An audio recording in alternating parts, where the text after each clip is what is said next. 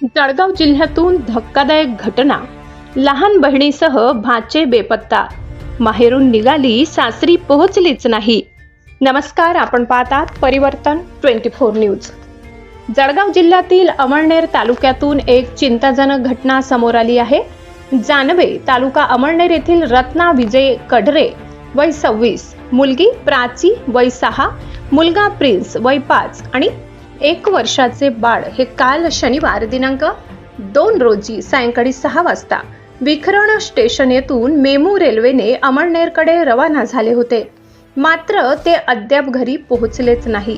या घटनेमुळे कुटुंबियांमध्ये भीतीचे वातावरण निर्माण झाले असून घरच्यांचा जीव टांगणीला लागलाय। महिलेचा मोबाईल नंबर सध्या बंद लागत असल्याने चिंता अधिक वाढली आहे।